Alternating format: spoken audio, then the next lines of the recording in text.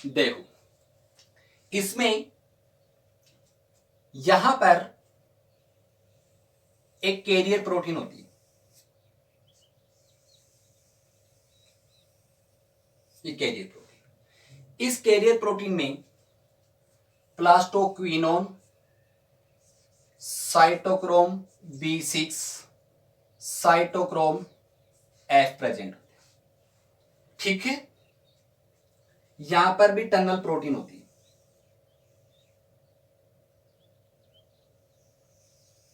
ये tunnel protein, okay. इस tunnel protein का ये पार्ट है CF0 और इसका ये पार्ट होता है CF1। ठीक, अब देखो ये इधर वाला जो पार्ट है ना, ये बाहर वाला पार्ट, ये ग्रेना आपको पता है, बाहर वाला पार्ट स्ट्रोमा है। अब स्ट्रोमा में क्या प्रेजेंट होते हैं? हाइड्रोजन आयंस प्रेजेंट होते हैं। क्या प्रेजेंट होते हैं? Hydrogen ions. ये हाइड्रोजन आयंस हैं, उनको प्लास्टोक्विनोन है वो कहां पंप कर देता है? ग्रेनम पार्ट की ल्यूमेन में। ठीक है, फिर फोटो सिस्टम सेकेंड है, इसके पास भी किसका फोटोलाइटिक डिवीजन होता है? H2O का फोटोलाइटिक डिवीजन होता है। हाइड्रोजन आयंस बनते हैं, +1/2 O2 बनता है और प्लस इलेक्ट्रॉन्स बनते हैं। ओके, यहां से ये इलेक्ट्रॉन है वो तो साइकिल के थ्रू बाहर निकल जाएंगे। ठीक है, अब यहां से दोनों के दोनों ये हाइड्रोजन और हैं वो भी ल्यूमेन में आ जाते हैं। क्लियर?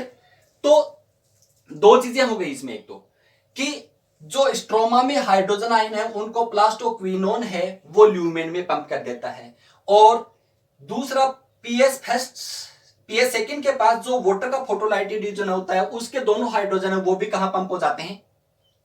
ल्यूमेन में पंप हो जाते हैं। तो ल्यूमेन के अंदर हाइड्रोजन आयंस है उनकी कंसेंट्रेशन क्या हो जाती है? इंक्रीज हो जाती है। मतलब यहां का जो पीएच है वो क्या हो जाएगा? लो हो जाएगा। क्या हो गया? पीएच इसका लो हो गया। ओके, बाहर का पीएच कैसा कितना हो गया? हाई हो गया स्ट्रोमा का। ओके, तो अंदर हाइड्रोजन आयन की कंसेंट्रेशन ज्यादा होने से एक फोर्स क्रिएट होता है जिसको बोलते हैं proton motive force. Proton motive force, ये प्रोटोन मोटिव फोर्स किसके कारण होता है? Proton gradient plus electrical potential के कारण।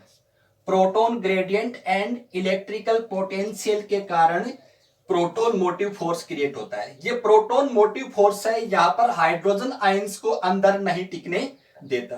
तो यहां से हाइड्रोजन आयंस हैं वो इस टनल प्रोटीन थ्रू कहां निकल जाएंगे?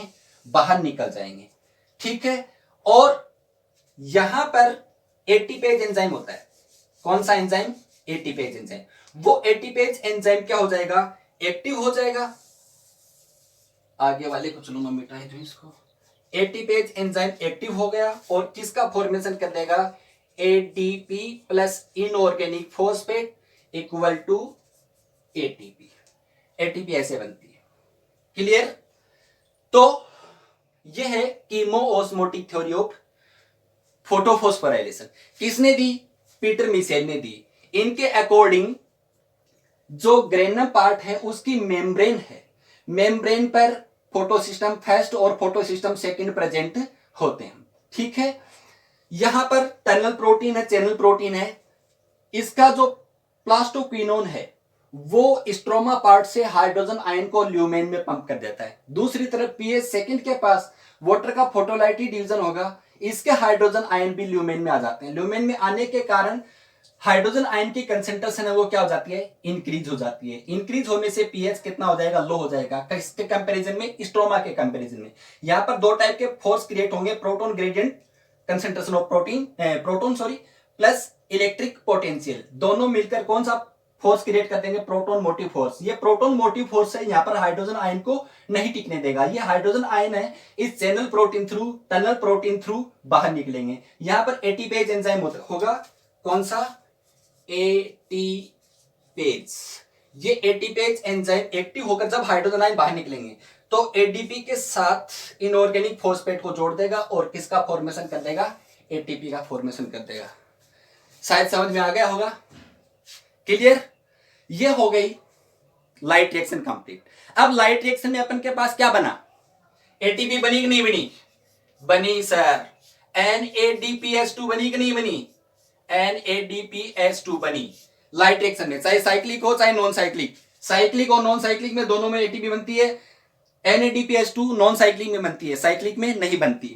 टोटल लाइट रिएक्शन में कितने एटीपी बनेंगे, 18 एटीपी बनेंगे। कितने NADPH2 बनेंगे, 12 NADPH2 बनेंगे। समझ में आ गई होगी शायद, क्योंकि 12 H2O का फोटोलाइटिक डिवीजन होगा कार्बन डाइऑक्साइड के 6 मॉलिक्यूल का रिडक्शन करवाने के लिए, ठीक है। एक H2O कितना NADPH2 बनाएगा, एक, तो 12 कितने, 12 है, ओके।